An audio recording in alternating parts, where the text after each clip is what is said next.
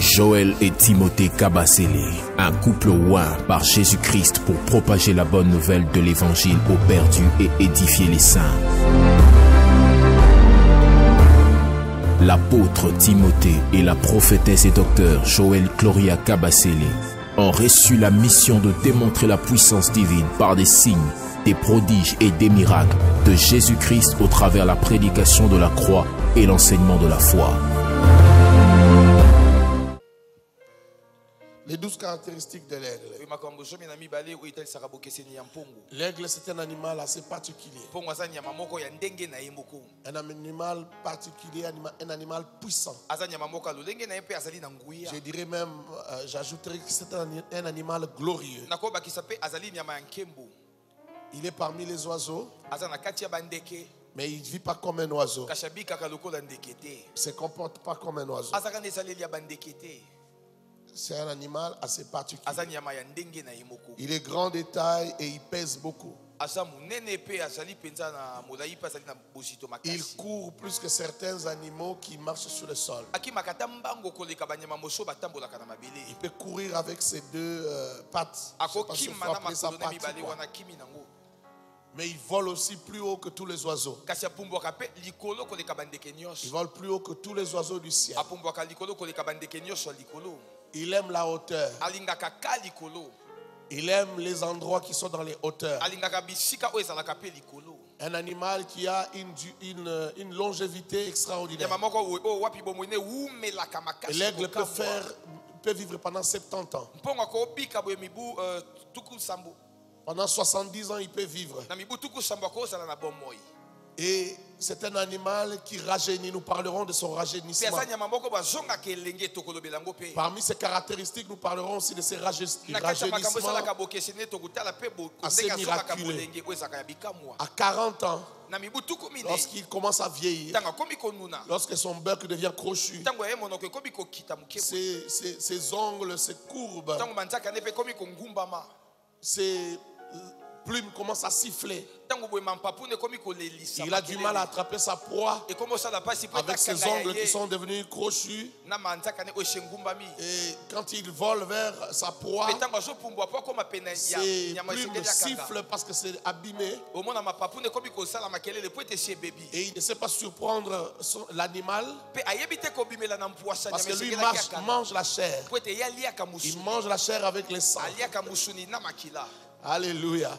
Est-ce que je parle à un aigle ici? Est-ce que je parle à un aigle qui consomme la chair de Jésus et boit son sang? Lui, il boit le sang. Alors, il descend, il attrape sa proie. Mais quand ça commence à siffler à 40 ans, il est obligé de se retirer. Nous parlerons aussi de cela. Il est obligé de se retirer dans les montagnes, sur le rocher, de prendre une retraite. Les aigles aiment l'isolement. Je parlerai aussi de la solitude des aigles. Les gens qui marchent avec Dieu savent qu'à certains moments de la vie, il faut s'isoler. À certains moments de la vie, il faut la solitude. Parce qu'il y a des choses que Dieu ne te dira que dans la solitude. Il y a des choses que Dieu ne te dira pas en compagnie des gens, au milieu des bruits. Non. Il y a des choses que Dieu ne te dira que dans les silences. Et quand il se retire comme ça, nous avons déjà appris ça ici, avec son bec, il va cogner sur le rocher jusqu'à ce que son bec se casse. Et il va saigner. Il va sérieusement saigner. Ça fait très mal. Mais c'est le prix pour rajeunir. C'est le sacrifice qu'il faut pour qu'il recommence une nouvelle vie. C'est le sacrifice qu'il faut pour sa deuxième vie. Parce qu'après, toute cette procédure-là, il peut encore vivre 30 ans. Donc il va casser son bec et il va rester comme ça. Un nouveau va repousser. Et avec le nouveau qui va repousser, il va arracher ses ongles. Il va arracher toutes les ongles. Ça va saigner. Ça va faire très mal. Et avec son bec, le nouveau bec, il va arracher aussi ses plumes. Il va rester sans plumes. Et ça va saigner partout. Et après le saignement, il y a une huile qui va sortir des pores où sont parties les plumes. Et cette huile va guérir ses plaies. Il va rester là pendant 3 mois. Et tout va repousser, tout sera tout neuf. Et il va reprendre sa vie. Encore pour 30 autres années. Est-ce que je parle à quelqu'un? Un animal extraordinaire. Un animal très fidèle. Un animal très particulier. La première caractéristique que nous allons voir ce matin, et pendant ce séminaire, c'est son lieu d'habitation. Nous allons commencer par là. Son lieu d'habitation. Je préfère commencer là.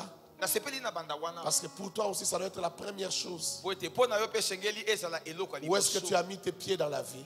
Où est-ce que tu es assis? Quel est le lieu de ta demeure? Je parle de l'aigle. Les lieux de son habitation. L'aigle habite les rochers des montagnes. Il n'habite pas là où habitent les poussins. Là où habitent les poules et les coqs. Il habite sur les montagnes. Mais pas n'importe où sur les montagnes. Il habite sur le rocher. J'espère que tu es en train de prendre note. C'est important. C'est important que tu aies parfois des temps de révision à la maison. Par tes révisions, par tes lectures, de tes notes et de la Bible, Dieu peut te parler.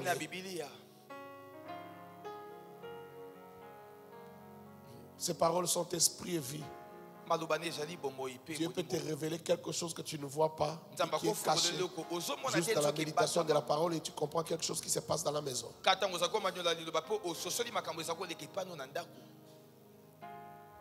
Il habite les rochers. Le rocher, c'est un lieu sûr. Un lieu sûr. Ce que j'aime avec les rochers, dans lesquels l'aigle va habiter, c'est que la parole de Dieu dit que l'Éternel lui-même est un rocher. Si toi tu es un aigle, l'Éternel est un rocher. J'aime le rocher. Israël dans le désert a marché avec les rochers.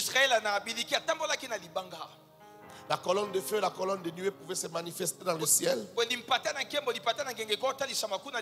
Mais sur la terre, il y avait un rocher qui les poursuivait. Quand ils se déplaçaient, ils étaient surpris de revoir les rochers. C'est comme si les rochers se déplaçaient avec eux. Et ces rochers pouvaient leur donner de l'eau. Laisse que l'Éternel soit ton rocher. Oh, laisse que l'Éternel soit le rocher sur lequel tu te tiens. Écoute ce que la Bible dit sur l'Éternel. L'Éternel est juste. Et ses œuvres sont parfaites. L'Éternel est fidèle. L'Éternel est sans iniquité. Il est juste et droit. Ce sont là les caractéristiques du rocher. Le rocher ne bouge pas. Le rocher n'est pas versatile. Le rocher est l'image de la justesse, de la droiture. Le rocher, il est dur. Et c'est là où l'aigle aime rester. C'est là où l'aigle va vivre. C'est là où l'aigle se sent en sécurité. Les rochers de montagne. Pas des rochers qui sont sur la terre, qui sont en bas, qui sont à une altitude faible. Non. Il prend de l'altitude vers le rocher des montagnes. Donnez-nous notre premier passage d'Exode. C'est Exode ou c'est... Donnez-nous le premier passage. C'est Deutéronome 32. Ok. On commence avec le verset 13. Il a fait monter sur les hauteurs du pays Et Israël a mangé les fruits des champs. Il lui a fait sucer le miel du rocher, l'huile qui sort du rocher le plus dur. Amen. Amen. Ici, dans ce passage-là, on dit que l'Éternel a pris Israël et l'a amené sur les montagnes. Et sur les montagnes là-bas, il lui a fait manger les fruits des champs. Il lui a fait sucer le miel du rocher, l'huile qui sort du rocher le plus dur. Vous serez d'avis avec moi que le rocher ne sort pas l'huile naturellement comme ça. Le rocher ne sort pas l'huile. Et que le rocher ne sort pas le miel. Le miel et l'huile dont on parle ici, c'est une image. La même image que l'Éternel a utilisée pour dire: je vous donne le pays où coule le lait et le miel. Il n'y a pas un pays au monde où le lait et le miel coulent. À part les ruisseaux et les fleuves qui coulent, mais il n'y a pas un pays où le lait et le miel coulent. Mais c'est une image. Et cette image est utilisée ici pour dire que du rocher, celui qui s'approche du rocher, celui qui vit là où il y a le rocher, il va vivre la paix, il va vivre la douceur, il va vivre la joie, il va vivre l'onction, il va vivre le pouvoir, il sera renouvelé. Bref, il sera dans le bonheur. Est-ce que je parle à quelqu'un? Le miel est l'image de la douceur. Le miel est l'image de la douceur. C'est l'image de la joie. C'est l'image de la bénédiction. On compare dans la Bible, on compare aussi le miel avec la parole de Dieu. On dit que cette parole est douce elle est douce dans les palais, dans les palais de ta bouche. C'est David qui parle, il dit que la parole de l'Éternel est comme du miel dans les palais de ma bouche. Et on dit que du rocher sort aussi de l'huile. L'huile, ça sert à oindre le roi. Ça sert à oindre les prophètes. Ça sert aussi à oindre les lépreux. L'huile. Et l'huile sort du rocher pour te guérir de tes maladies, pour te oindre et te donner la position, pour te donner la position que les hommes ne te reconnaissent pas, pour te prendre dans la boue, dans la poussière, au milieu de ton peuple, t'élever et te faire asseoir, entouré des grands de ta ville. À qui est-ce que je parle ce matin? À qui est-ce que je parle ce matin? Je parle à un homme qui habite les rochers. Je parle à une femme qui habite les rochers. Mais à qui le rocher va donner l'huile? À qui le rocher va donner le miel? L'huile et le miel vont prendre cet homme, vont le faire connaître au grand de sa ville. À qui est-ce que je parle ce matin? Alléluia. Écoute-moi bien aimé. Habiter le rocher. Habiter le rocher, c'est comme demeurer dans le Seigneur. C'est ça même, demeurer dans le Seigneur. Il y a un rocher et un rocher dur. La suite Deutéronome 32, 18. C'est Dieu qui parle ici. Il dit: tu as abandonné le rocher qui t'a fait naître. Un rocher ne peut pas faire naître. C'est un rocher. Mais l'Éternel parle de lui-même. Tu as abandonné le rocher qui t'a fait naître. Et tu as oublié le Dieu qui t'a engendré. C'est de la poésie. Est-ce que vous voyez ça? 19. L'Éternel l'a vu.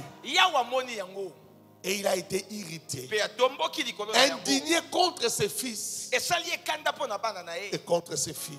C'est lui qui a engendré, c'est le rocher.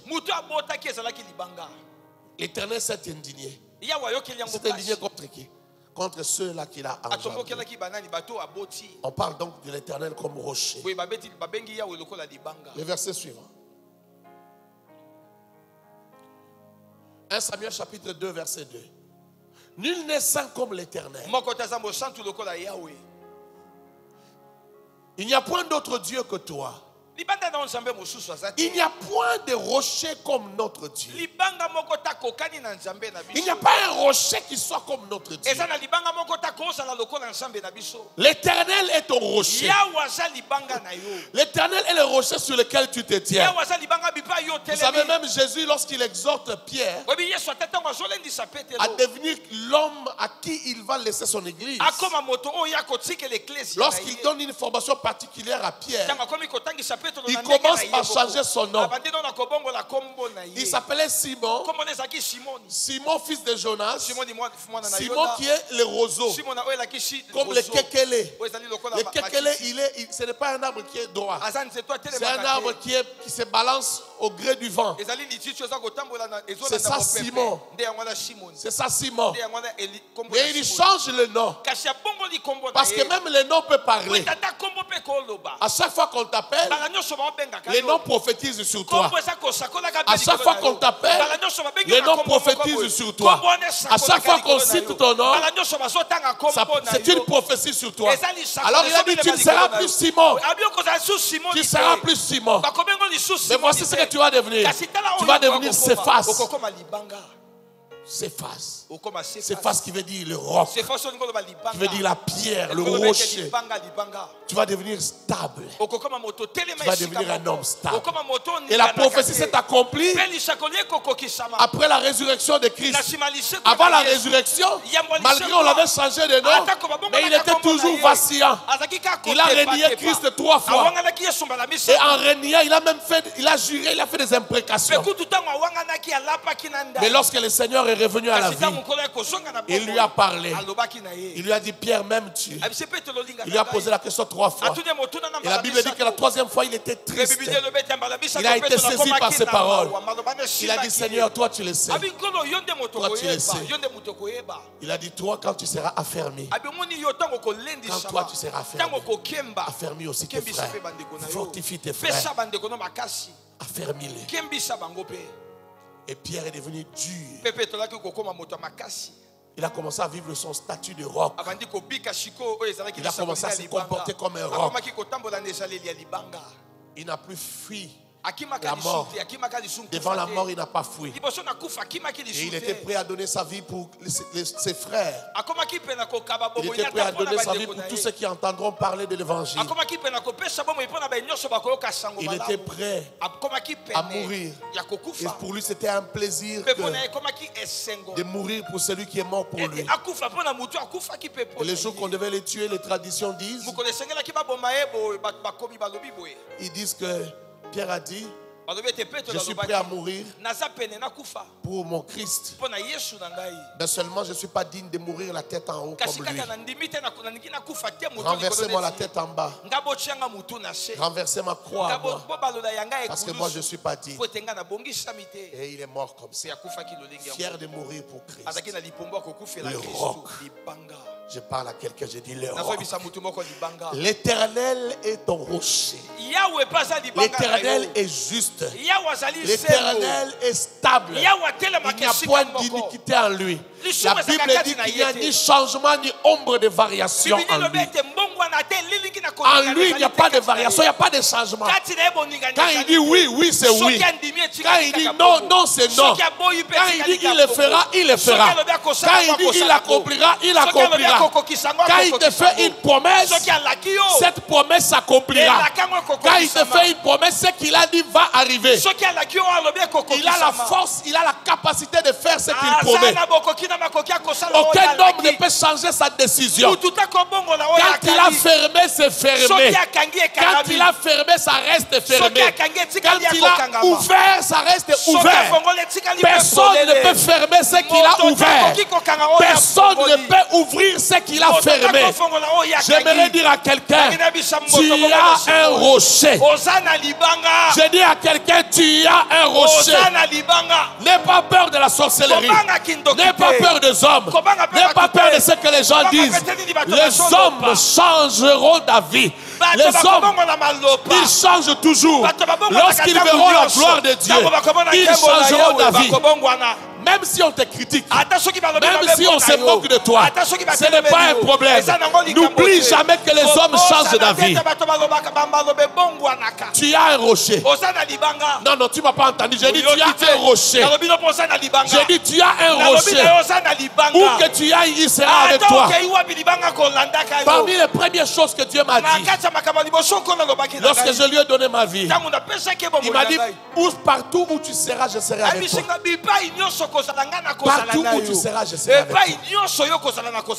Et depuis ce jour-là, j'ai cru que même si je me retrouve au milieu de la forêt vierge, dans la forêt équatoriale, l'Éternel sera avec moi. S'il m'arrive de tomber d'un avion, l'Éternel sera avec moi. Même si tout le monde meurt dans cet avion, je ne mourrai pas de cette manière-là. Depuis ce jour-là, j'ai cru. Frère, il est important de regarder comment toi-même tu crois en ce que Dieu te dit. Comment tu crois à la parole de Dieu. Parce que ce que tu crois là, c'est ce qui va t'arriver. Est-ce que je parle à quelqu'un? Ce que tu crois de la parole que tu as reçue, c'est ce qui va t'arriver. Est-ce que je parle à quelqu'un? Tu as un rocher. Tu as un rocher. Ne néglige pas le rocher qui t'a engendré. Ne fuis pas le rocher qui t'a engendré. Le rocher, c'est ta sécurité. Il n'y a rien, il n'y a personne qui peut ébranler la sainteté. Parce que la sainteté est parfaite. Est-ce que je parle à quelqu'un? Ce qui fait que Dieu est invincible et que personne ne peut lui faire la guerre et le vaincre, c'est sa sainteté. Ce qui garde le trône de Dieu, c'est sa sainteté.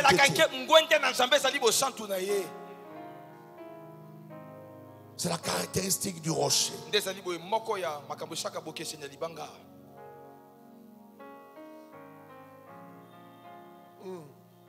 J'aime Dieu. Tu as un rocher. Ne l'oublie pas. Ne l'oublie jamais. Quelles que soient les circonstances de ta vie, même si ça te ballotte à gauche, à droite, n'oublie pas que tu as un rocher. Le rocher, même quand tu ne le vois pas, il est là. Le rocher te suit partout où tu vas. Je dis à quelqu'un, n'aie pas peur. Je ne sais pas à qui je parle ce matin. Je dis, n'aie pas peur. Le rocher est avec toi. Quand tu ne comprends rien, quand tu ne comprends rien, plie tes genoux, cherche Dieu. Plie tes genoux, cherche Dieu. Tu as un rocher. L'Éternel est rocher. Mais écoute, la Bible dit tel il est, tel nous sommes. Toi aussi tu es un rocher. Voilà pourquoi il demande à Pierre de devenir un rocher. Parce que toi aussi tu dois être un rocher. Tu dois être un rocher pour toi-même, mais un rocher aussi pour tes frères. Un rocher pour ta famille. Ta stabilité va aider ta famille. Ça va les aider à se convertir. Ils vont voir ce qui se passe dans ta vie. Tu vas devenir une référence pour tes frères, une référence pour ton père, une référence pour ta mère, une référence pour ceux de ta famille. Et ils vont changer de position, ils vont changer de vie, ils vont changer d'avis à cause de toi. Toi-même aussi tu dois être un rocher. Je vais passer à mon deuxième point. Je vais courir à la deuxième caractéristique de l'aigle. L'aigle déploie ses ailes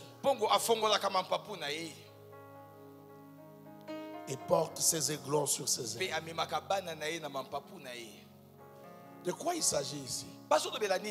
C'est une caractéristique de l'aigle. L'aigle, c'est un animal très intelligent.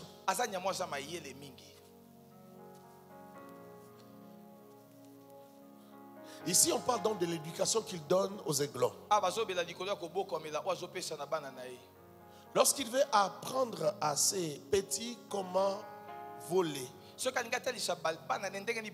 Comment prendre l'essor? Comment évoluer dans la vie? Comment devenir indépendant? Qu'est-ce que l'aigle fait? La mère aigle, il sort de sa nid. Comme c'est toujours sur le rocher, il commence à frapper ses ailes. Il bouge. Il parle à ses petits. Il voltige autour. Et il les pousse à faire comme lui. Il est comme moi. Sautez du lit. Sautez. Faites comme moi. Parce qu'ils voient maintenant qu'ils ont l'âge. Ils ont quelques plumes. Il les pousse à faire comme lui. Il va les inciter comme ça. Il va les inciter jusqu'à ce qu'ils vont sauter de nuit pour essayer de voler comme lui. Mais souvent, comme ils sont encore très petits et qu'ils ne savent pas comment on vole, lorsqu'ils essayent, ils tombent. Et c'est là que la mère, quand elle incite ses petits, les petits sortent du nid, lui descend plus bas. Il déploie ses ailes. Comme ça, dès que les petits tombent, il les transporte sur ses ailes. Il les transporte sur les ailes. Et puis il les lâche encore. Les petits se débattent pour voler. Lui descend encore plus bas. S'ils n'arrivent pas, il les prend encore avec ses ailes. Quand ces exercices terminent, il va les déposer dans les nids. Et il répète encore. Encore et encore. Jusqu'à ce que ces petits vont apprendre à voler. Les aiglons n'apprennent pas à voler par terre.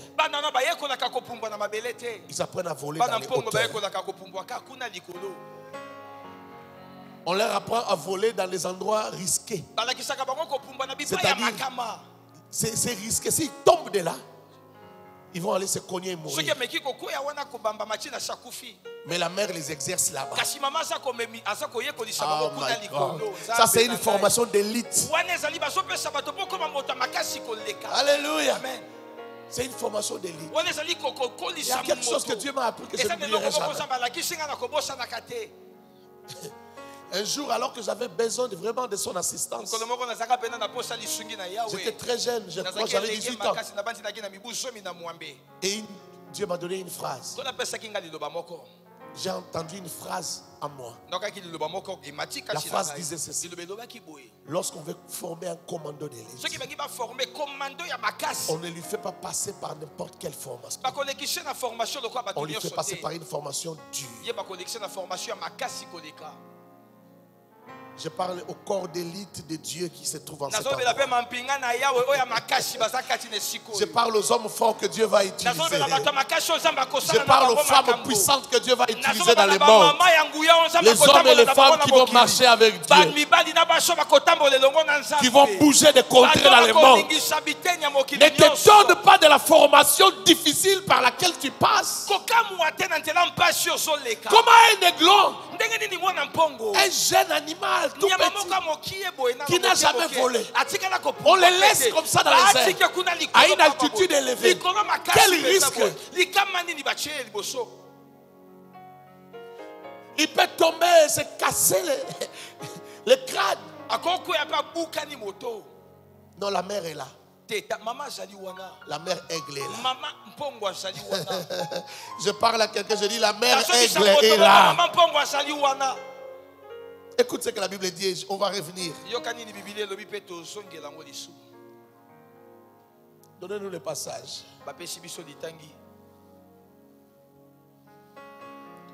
Exode 19:4. Vous avez vu ce que je fais, c'est Dieu qui parle. Vous avez vu ce que je fais à l'Égypte et comment je vous ai porté sur des ailes d'aigle et amené vers moi. Ces paroles ici, Dieu les donne à Moïse sur la montagne. Dieu parle à Moïse sur la montagne. Il dit, vous avez vu ce que j'ai fait à l'Égypte? Vous avez vu? Et comment moi je vous ai porté sur les ailes? L'Éternel parle de la délivrance. Pharaon est venu avec son armée. Toute son armée. Il est venu avec ses chars pour poursuivre un peuple qui n'est pas armé. Mais ce peuple qui n'était pas armé a eu la vue sauve. Ils ont traversé la mer Rouge à pied sec. Les fonds étaient rendus secs. C'était comme l'asphalte. C'était comme du béton. Ils ont traversé. Mais lorsque les chars de Pharaon ont essayé de les poursuivre avec son armée, si vous lisez la Bible dit que Dieu a commencé à dévisser les roues de leurs chars. Il a commencé à dévisser les roues. Avant même que la mer ne puisse les engloutir, il a commencé à dévisser les roues. La mer s'est refermée sur eux. Et ils sont morts dans la mer. Et Dieu lui-même interprète ça. Il dit, je vous ai porté sur mes ailes.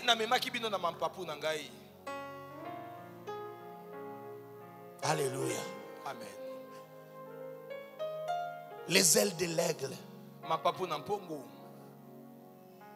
Ton Dieu aussi a des ailes sur lesquelles il te porte. N'aie pas peur. Dieu va t'encourager à les craindre, à lui rester fidèle. C'est ce que sa parole te demande de faire. Même si tu dois perdre, même si tu dois dormir affamé parce que tu as refusé la corruption, même si tu vas être la risée des gens parce que toi tu ne sais pas voler, l'Éternel a des ailes pour te porter. Tu ne peux pas marcher avec Dieu et ne pas marcher dans la sainteté. Marcher, vivre dans les péchés comme les païens. Parce que tu as peur d'échouer. Non. Lorsqu'on marche avec Dieu, on prend des risques. Dis à ton voisin, lorsqu'on marche avec Dieu, on prend des risques. Lorsqu'on marche avec Dieu, on est fidèle. Fidèle à Dieu. Fidèle à ses principes. Ne dis pas, je dois sortir avec un autre homme. Je dois être fidèle à mon mari parce que sinon on va mourir de faim. Non, il y a les ailes de Dieu qui sont là pour toi. Il va te porter sur ses ailes. Sois fidèle à Dieu, il te sera fidèle. N'aie pas peur de tomber. Exerce-toi. Regarde ce que David dit. David dit, il dit c'est Dieu qui exerce mes mains au combat et mes doigts à la bataille. C'est Dieu lui-même qui va te fortifier. C'est lui-même qui va te donner les capacités d'un grand guerrier. C'est lui-même qui va te donner les capacités de voler comme l'aigle. C'est lui, l'aigle, la mère aigle, qui va t'apprendre à voler dans les hauteurs. C'est lui qui va t'apprendre à voler dans les hauteurs. Tu pourras voler dans les hauteurs. Tu n'auras plus peur de ce qui effraie les gens. Écoute-moi, n'aie pas peur. Dieu va t'encourager jusqu'à former en toi la foi. La foi de croire que les risques que tu vois là ne t'engloutira pas. La foi de croire que ces problèmes-là ne te détruira pas. La foi de croire que le coronavirus ne va pas te détruire. Oh, même si ça se répandait à Kinshasa, même si tu étais atteint du coronavirus, tu ne mourras pas, mais tu vivras. Je ne sais pas si je parlais à quelqu'un. Je dis tu vivras.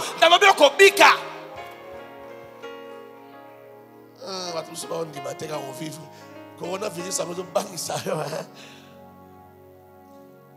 Oh, ils ont le grippe. N'aie pas peur. Tu vivras. La seule différence, c'est que ça crée des problèmes respiratoires. Ça qui tue les gens. Mais n'aie pas peur. N'aie pas peur. Dieu peut te sortir de là. Moi, je connais des gens qui sont atteints en ce moment. Mais je suis convaincu qu'ils vont sortir. Je n'ai même pas beaucoup prié. Ils vont sortir de là. J'ai seulement déclaré. Ils vont sortir de là. Il y a un pasteur qui est sorti de là. Il y a le pasteur Karambiri qui a attrapé cette maladie. Il avait fait une conférence à Toulouse, je crois. Et il a attrapé la maladie avec sa femme.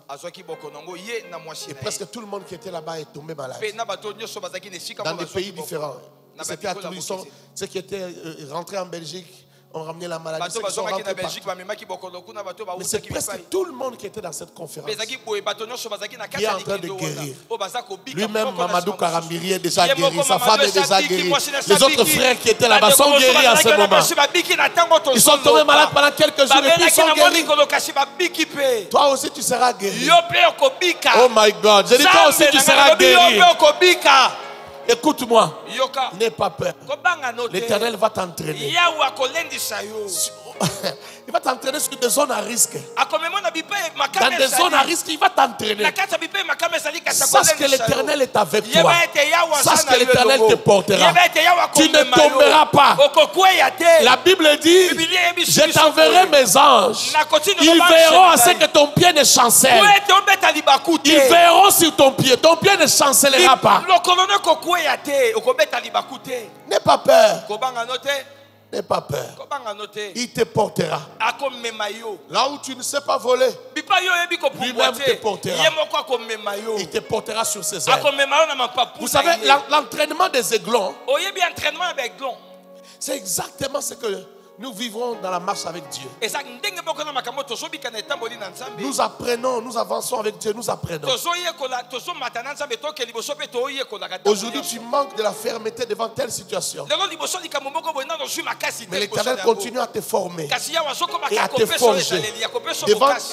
Devant la même situation, demain tu es plus ferme. Hier tu étais malade et tu n'as pas cru que tu pouvais aussi prier et être guéri. Mais demain, tu deviens plus fort. Quand tu es malade, tu crois que toi aussi tu peux prier et que tu peux guérir. Tu peux prier pour l'enfant qui est en train de convulser au milieu de la nuit. Et l'enfant peut guérir. Et vous pouvez avoir un sommeil doux. Tu te fortifies davantage. Tu te fortifies davantage. La Bible dit, n'appelez pas conjuration ce que le monde appelle conjuration. Quand tout le monde sera en train de dire c'est la malédiction, toi tu auras un autre langage. Pourquoi est-ce que tu auras un autre langage? Parce que tu as été fortifié par le vol de l'aigle. Dis à celui qui est à côté de toi, fortifie-toi. Fortifie-toi. Dis-lui, fortifie-toi. Fortifie-toi. Dis-lui, la mère aigle est là. Dis-lui. La mère aigle est là. Dis-lui, tu ne tomberas pas. Tu ne tomberas pas. Dis-lui, n'aie pas peur, tu ne tomberas pas. N'aie pas peur, tu ne tomberas pas. Oh mon Dieu, tu ne tomberas pas. Continue à t'exercer. Continue à accepter l'exercice de Dieu. J'ai envie de parler à quelqu'un. Je vois parfois des gens qui lisent la Bible. Je vois aussi des gens qui prient. Je vois parfois des gens qui pensent qu'ils font même des retraites. Mais malgré tout ce qu'ils font, malgré leur intimité avec Dieu, ils manquent de l'assurance. Je vois des gens, des chrétiens qui manquent de l'assurance, qui manquent de la foi. Ils prient beaucoup, mais il ne met pas sa foi en action. Non, essaye un peu de voler. Si ça ne marche pas, tu ne tomberas pas. Il y a quelqu'un qui va te recueillir. Il y a des gens qui ont des dons de guérison, mais ils ont peur de prier pour les malades. Ils ont peur de dire à quelqu'un, Jésus te guérit, parce qu'il a peur que la personne, si la personne ne guérit pas, ça sera la honte. Pourquoi ça sera la honte? C'est pas toi qui guéris, c'est Jésus. Amen. Amen. Et Jésus est libre. Il n'est pas ton fils pour que tu lui donnes des ordres. Toi, déclare la guérison. S'il veut guérir, il va guérir. Entraîne-toi. S'il ne le fait pas aujourd'hui, même s'il ne le fait pas demain, même s'il ne le fait pas après-demain, il y a un jour, tu parleras au malade et le malade sera guéri. Il y a un jour, tu parleras à l'aveugle et l'aveugle verra. Il y a un jour, tu parleras au paralytique et le paralytique bondira. Il va courir. Est-ce que je parle à quelqu'un? Est-ce que je parle à quelqu'un? Grandis en assurance. Grandis en assurance. Grandis dans ta foi. Évolue dans ta foi. Arrête de pleurer devant toute situation. Arrête de te lamenter et de te plaindre. Arrête de dire c'est fini. Déclare que ça va marcher. Déclare que tout va bien. Déclare que tu vas réussir. Déclare que la guérison va arriver. Déclare que ce paralytique va marcher. Déclare que ses yeux vont s'ouvrir. Déclare que ses oreilles vont s'ouvrir. Grandis en assurance. Sinon tu resteras toujours enfant.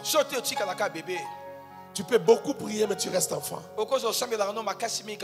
Tu peux beaucoup lire la Bible mais à la fin tu restes enfant. On grandit dans l'exercice. Et dans la biologie, on dit que tout membre qui ne s'exerce pas, qui n'est pas en fonction, qui ne travaille pas, s'atrophie. Tu peux avoir un don. Tu peux avoir une grâce. Quand tu ne l'exerces pas, il s'étouffe. Grandis en assurance. Regarde ton voisin, dis-lui, grandis en assurance. Aujourd'hui, tu vas évangéliser, la personne se moque de toi. Il dit, je ne viendrai pas. Je ne crois pas à tes histoires. Ne t'arrête pas, grandis en assurance. J'ai dit à quelqu'un, grandis en assurance. Un jour tu prendras ton vol. Tu battras tes grands ailes. Tu sauras comment diriger tes ailes pour prendre la direction que tu veux. Demain tu affronteras même des vents violents.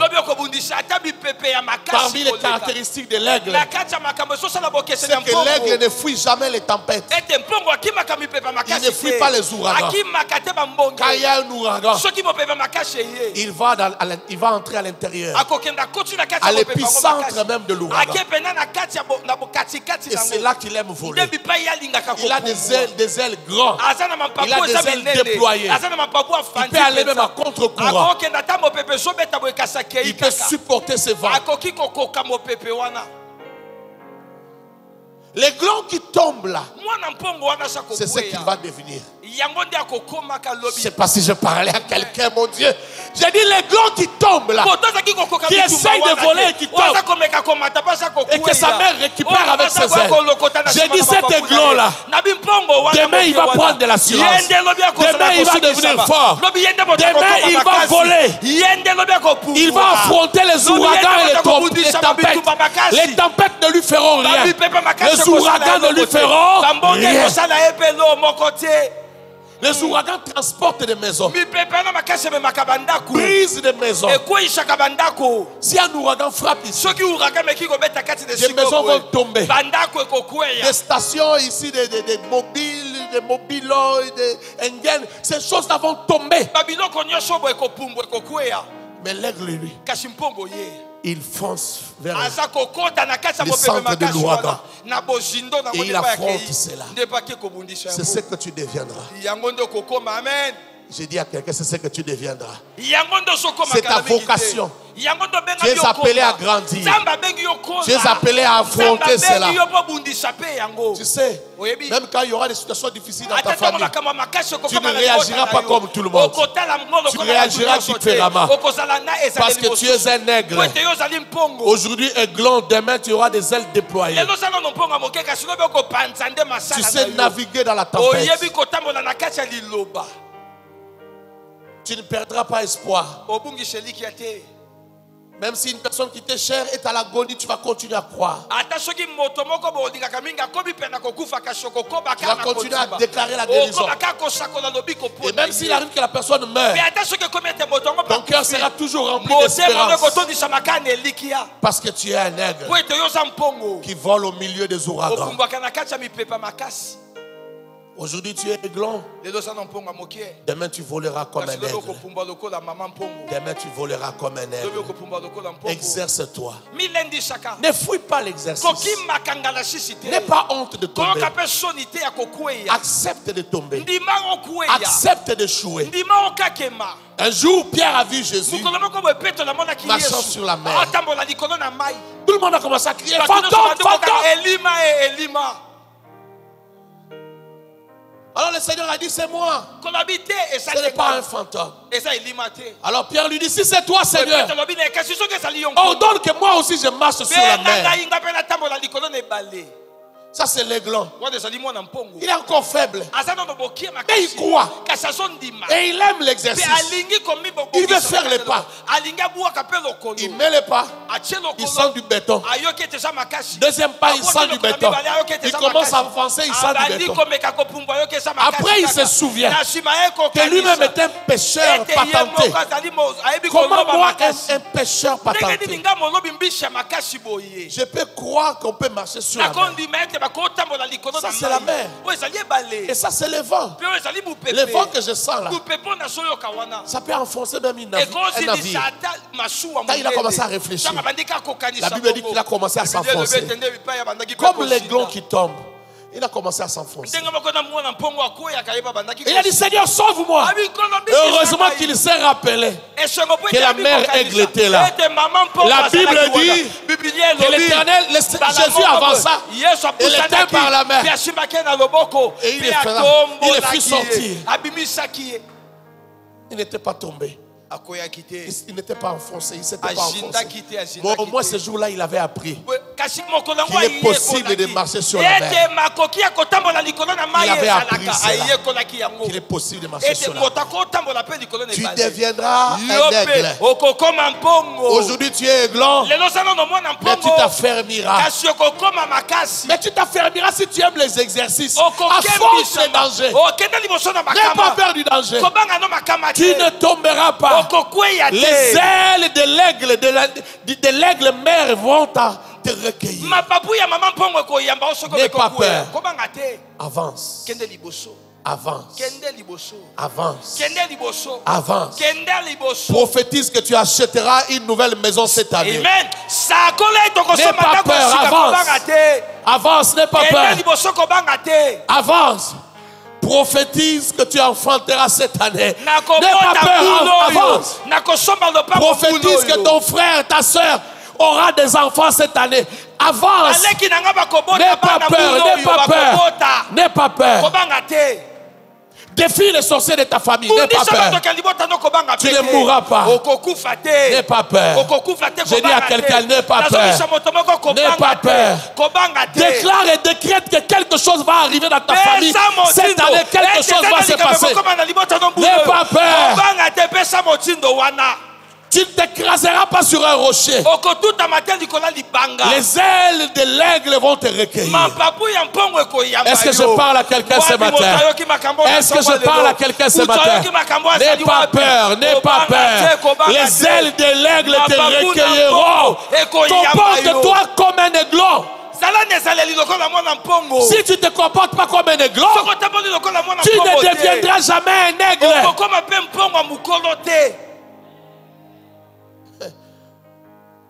On n'est jamais un aigle adulte. Tu dois commencer par être un aiglon sans plumes. Les plumes viennent. Les plumes viennent. Les ailes se solidifient. Et puis il y a ces exercices périlleux. Tu mets les pas dans les vides. Tu sautes dans les vides. Pourquoi la mère voltige autour? Pourquoi elle veut pousser les enfants à sauter? Parce que les enfants voient les dangers. Il y a les dangers. Ils ne peuvent pas. Mais le Seigneur te dit, fais un pas. Est-ce que le Seigneur parle à quelqu'un ce matin? Est-ce que le Seigneur parle à quelqu'un ce matin? Fais un pas. C'est ainsi que tu vas devenir fort. C'est ainsi que tu vas remporter de grandes victoires. C'est ainsi que les hommes t'acclameront un jour. C'est ainsi que les hommes te reconnaîtront un jour. Saute, saute, saute dans les vies. Saute dans les vies. Tu as trop peur. Tu manques l'assurance. N'aie pas peur. N'aie pas peur. Sois courageux. Sois courageuse. Jette-toi dans les vies. Les ailes de l'aigle sont là. Tu ne te briseras pas les crânes. Avance. Oh, je parle à quelqu'un. Je prophétise sur la vie de quelqu'un. Il est temps de prendre de l'assurance. Il est temps que tu te jettes dans les vies. Il est temps que tu changes de position. Et pour que tu changes de position, il faut que tu te jettes. Il y a des choses qui arriveront seulement si tu te jettes. Ça fait longtemps que le Seigneur attend que tu commences à voler. Mais tu es resté infirme. Tu commences à prendre de l'âge aiglon. Tu commences à prendre de l'âge aiglon. Mais tu ne voles toujours pas. Tu ne sais toujours pas voler. Il faut que tu commences à voler. C'est une prophétie pour quelqu'un ici. Il faut que tu commences à voler. Tu as déjà l'âge. Tu as les ailes qu'il faut. Tu as les plumes qu'il faut. Jette-toi. Jette-toi. Jette-toi. C'est vrai que tu es en haut sur les montagnes. Mais tu ne tomberas pas très bas pour te fracasser les fronts.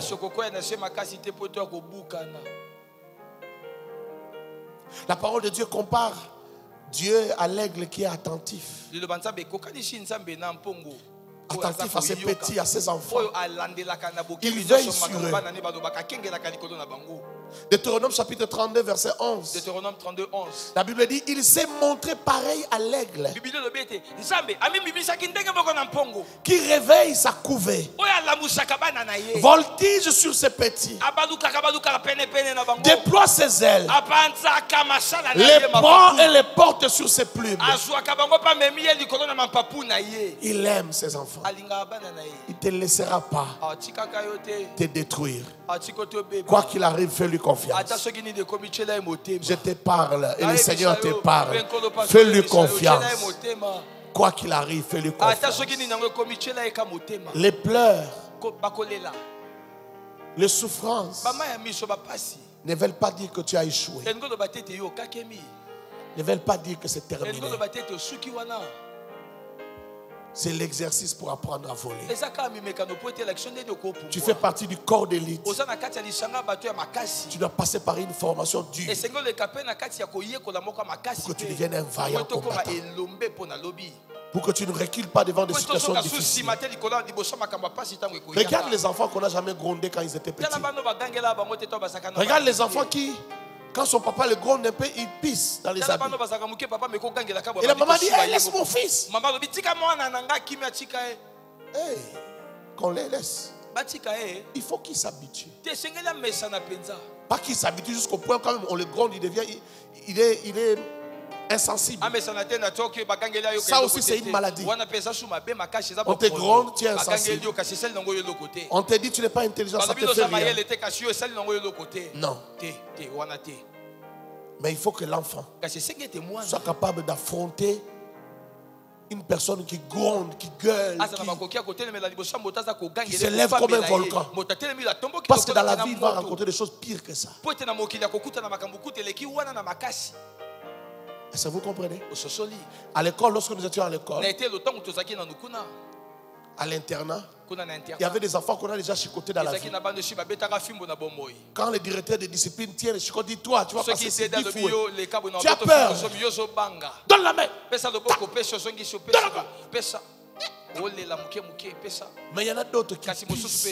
Il faut seulement les foutre. Il pisse.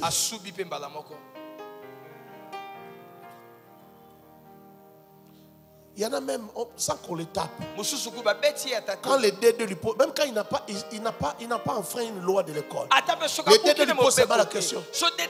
Qu'est-ce que tu fais dehors à cette heure?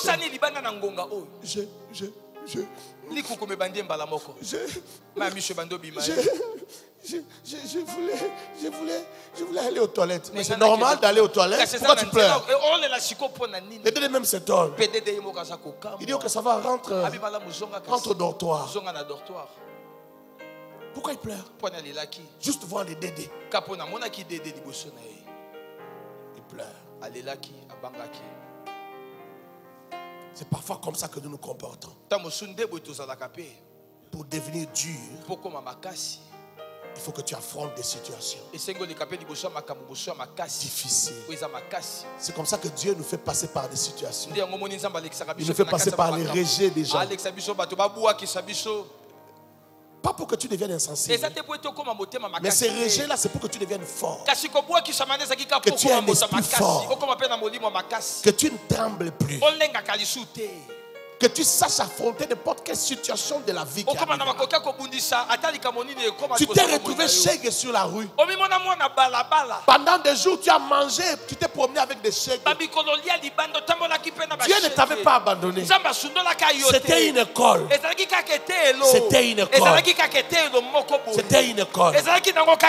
Pour que tu deviennes fort. Que tu aies un esprit dur. Que tu aies la capacité d'affronter n'importe qui. Sur la rue, tu as rencontré des voyous, des bandits. Tu as appris à leur parler, à leur tenir tête. C'est Dieu qui t'a fait passer par là. Ça veut même par rapport au ministère. Parfois Dieu est obligé de faire passer les gens dans des choses comme ça. Pour que tu sois capable d'affronter, même si Dieu t'envoie 10 000 personnes, tu peux leur parler, tu es à l'aise et tu les bénis. Tu donnes une prophétie, ça crée des problèmes, les militaires viennent, on vient sceller l'église. Tu restes fort. Tu as un mental fort. Tu n'as pas peur. C'est toi qui encourage les fidèles. C'est toi qui leur dis ne vous en faites pas, ça va aller. Arrêtez de pleurer de maman, ça va aller. On te chicote en public à cause de ton message que Dieu t'a donné. Tu restes fort. On t'amène en prison, tu restes fort. Le jour que tu sortiras de la prison, c'est la gloire. Est-ce que je parle à quelqu'un? Mais pour former un homme comme ça, Dieu te fait passer par une formation. Pour que tu aies un mental fort. Prends de l'assurance. J'ai dit à quelqu'un, prends de l'assurance. Arrête de craindre. Arrête de craindre. Arrête surtout de penser que Dieu t'a abandonné. Dieu ne t'a jamais abandonné. Dis à ton voisin, Dieu ne t'a jamais abandonné. Dieu n'abandonne aucun de ses enfants. Dieu n'abandonne pas ses petits. N'aie pas peur. Dieu ne t'a jamais abandonné. Il a toujours été avec toi. Il ne te délaissera point. Il ne t'abandonnera point. C'est ce que sa parole dit. Il ne te délaissera point. Il ne t'abandonnera point. J'aimerais finir par les psaumes 91, psaume 91.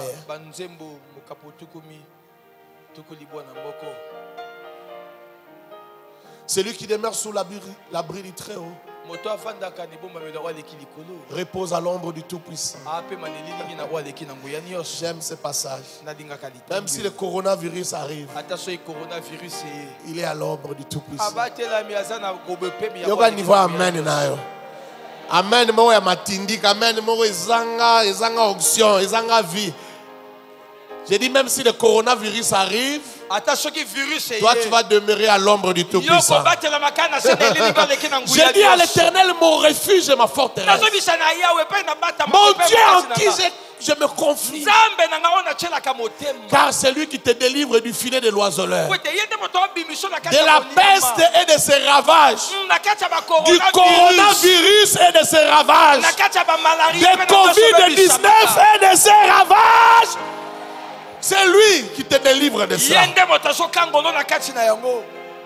Il te couvrira de ses plumes. Et tu trouveras un refuge sous ses ailes. Sa fidélité est un bouclier et une cuirasse. Tu ne craindras ni les terreurs de la nuit, ni la flèche qui vole la nuit, la flèche qui vole le jour, ni la peste qui marche dans les ténèbres, ni Ebola, ni coronavirus, ni la peste qui marche dans les ténèbres. Tu ne craindras pas ni la contagion qui frappe en plein midi. Tu ne craindras pas. Pourquoi tu ne craindras pas? Parce que tu te confies en l'Éternel. Parce que l'Éternel est l'aigle qui te porte sur ses ailes. L'Éternel te porte sur ses ailes. Tu ne craindras rien.